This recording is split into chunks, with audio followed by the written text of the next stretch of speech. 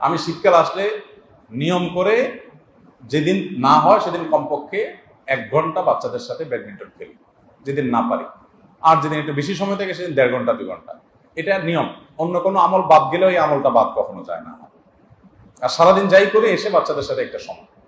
এবং এখন বর্ষাকালে একটু আমার খেতে একটু সমস্যা হয়েছে। বর্ষাকাল না থাকলে আমাদের খেতে 20-25 পদ সবজি আমরা উৎপাদন করি, এবং এর বেশিরভাগই আমরা নিজেরা ছেলে মেয়েদেরকে সাথে নিয়ে কোপানো, সব কাজ করা, এগুলো তাদের নিয়ে করানোর চেষ্টা করি। এবং প্রত্যেকেরই খেলাধুলার জন্য হয় সাইকেল না কিছু উপাদান আছে।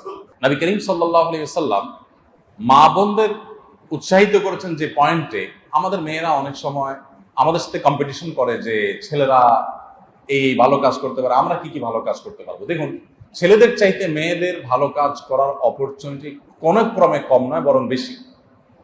ছেলেরা মসজিদে গিয়ে জামাতের সাথে কষ্ট করে নামাজ পড়ে যে সওয়াব পাবে, মহিলারা বাসায় বসে নামাজ পড়লে, ওয়াক্তিয়া নামাজ বাসায় বসে নামাজ পড়লে সওয়াব ছেলের চাইতে আরো বেশি পাবে। ছেলেরা কত গুণ বেশি পাবে জামাতের নামাজ পড়লে?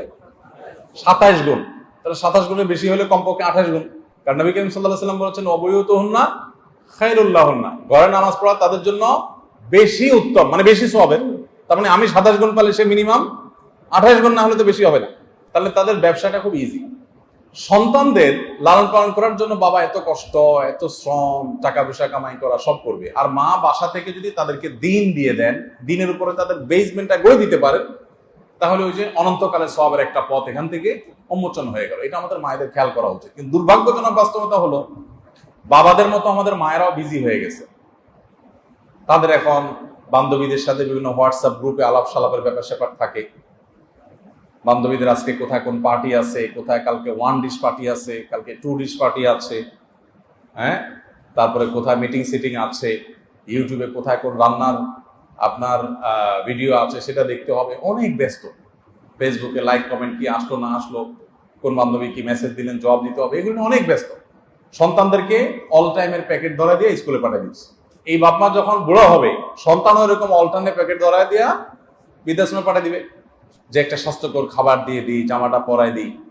আমাদের দেশে দুর্ভাগ্যজনকভাবে মানুষের আর্থিক যে সঙ্গতি সেটা বাড়ছে, পাশাপাশি আমাদের কালচারাল অধঃপতনও হচ্ছে। আপনি দেখবেন ঘরে ঘরে এখন মানুষের মধ্যে এই মানসিকতা চলে আসছে যে কাজের লোকেরা ছেলে মেয়েকে স্কুলের জন্য রেডি করতেছে, মাদ্রাসার রেডি করতেছে, মা তার মোবাইলে ব্যস্ত, বাবা তার মোবাইলে ব্যস্ত। খুবই বাজে একটা প্র্যাকটিস। তো মা বোনরা যারা আছেন, আমি তাদেরকে বলতে চাই, সন্তানদের দিক ফোকাস দিন, তাদের প্রতি মনোযোগী হন, তাদেরকে সময় দেন।